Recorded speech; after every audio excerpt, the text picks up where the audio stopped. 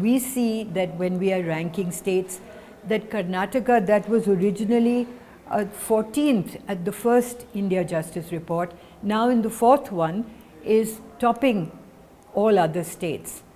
What are the things that could have brought it to this level? I mean, it's a wonderful thing that you can go from 14th to first.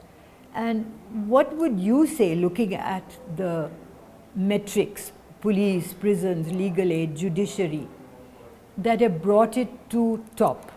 Well, looking at this recruitment, because that is a major part of your ranking methodology. Karnataka has a policy of providing, in spite of whatever financial difficulties are there are these economy orders, as we call them.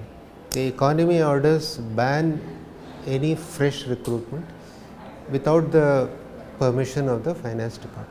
But in the case of services like police, education and health, this is completely, they give free permission is being given in Karnataka.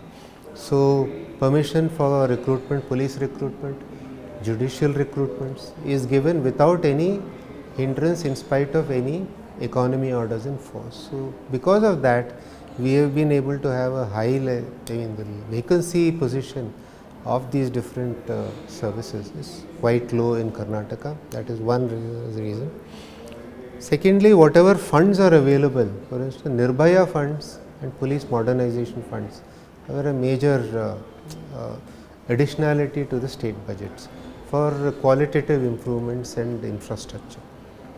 And a regular review of the utilization of these funds, say at the level of Chief Secretary, I think helped a lot in utilizing these funds, providing for, say, women's help desks, CCTV in police stations, police station infrastructure, etc.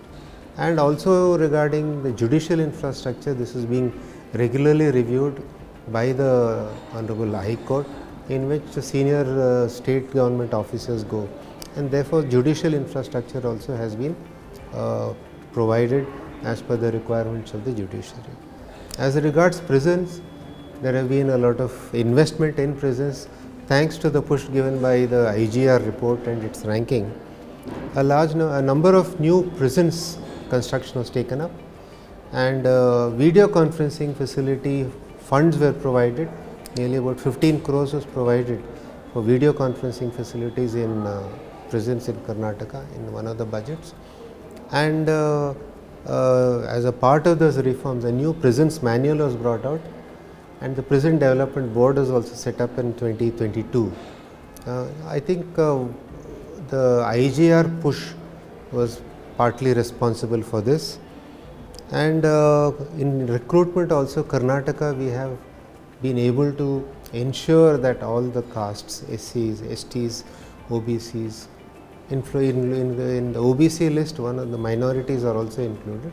So representation of these castes has been they are well represented in the police and in the judiciary, and this also helps in the low level judiciary. This helps in also good public justice delivery at the level. As regards legal aid, we have a very high level of paralegal volunteers, of which a large number are also women. So this has also helped in provisioning of good legal aid to the citizenry.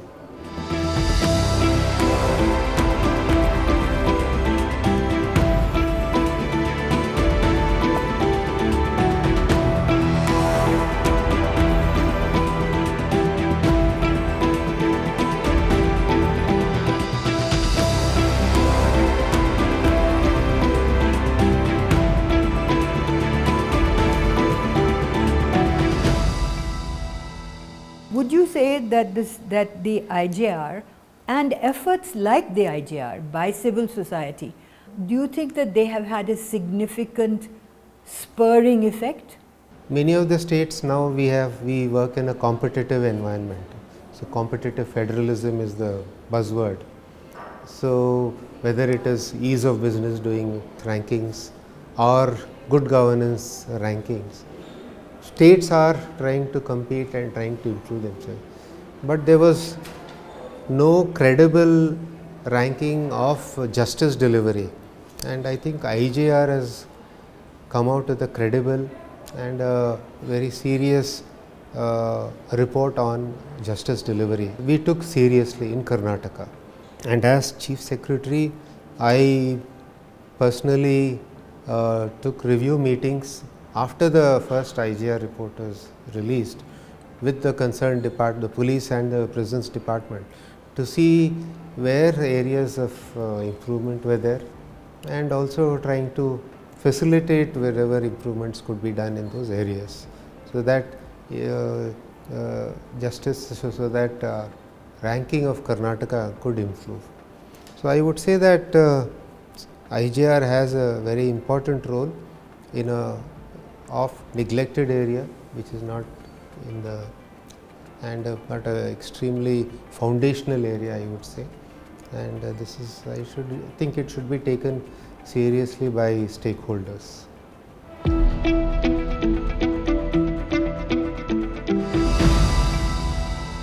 What do you feel as an administrator is the importance of rule of law, access to justice into the overall development of the people of Karnataka?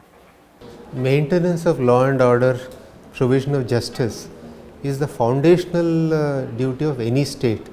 So, without this a state, you can't call it a state. Therefore, a large part of the development that Karnataka has seen is thanks to the good law and order provision and good justice provisions in Karnataka. And a number of, all these services that we provide, we are able to provide because we have good law and order and justice system.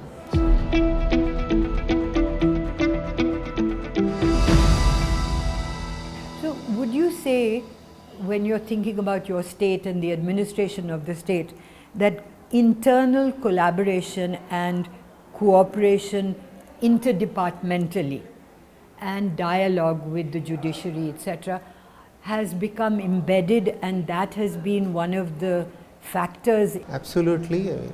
This is collaboration, coordination has played a very important role. Monitoring is a very important aspect of this. So, monitoring of utilization of funds, monitoring of recruitment, etc., is also a very important part of the utilization of these, of ensuring that there is progress on all these metrics.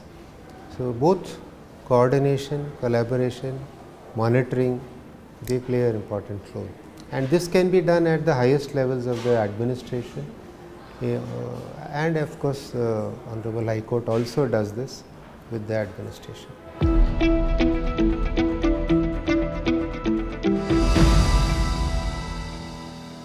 So, now that Karnataka, sometimes they say that when you reach the top, you can't go any further, you have to fall.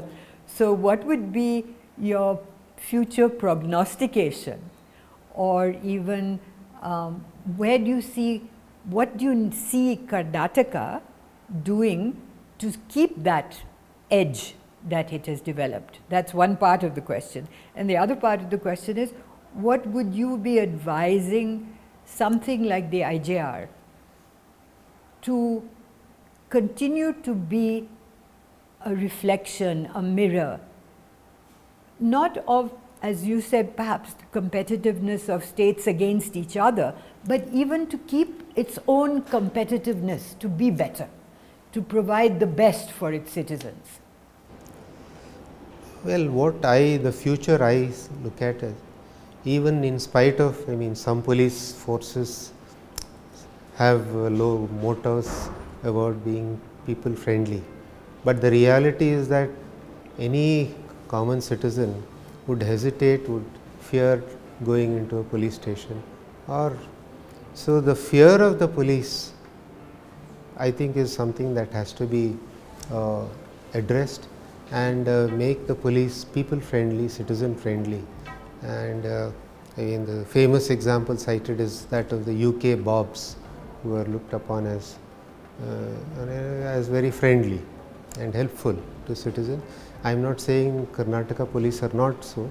In Karnataka, my experience also has been that police are very helpful, very friendly, but I think there is some more that we can do to in this direction to make them best.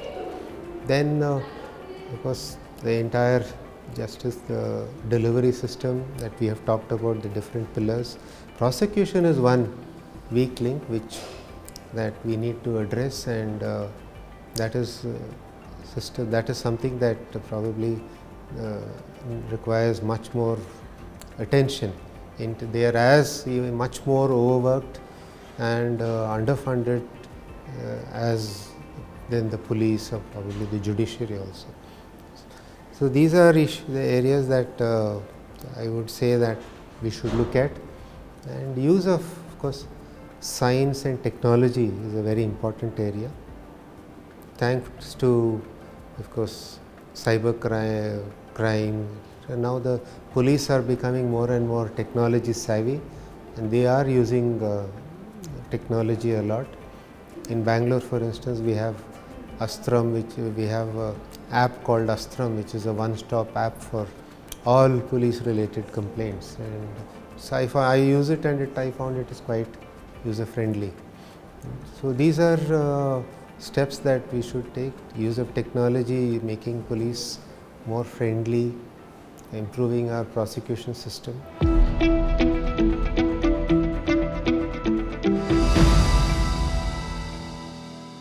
Does all this require so much money or so much budgetary allocation that we are thinking of the impossible, or is it a possible thing?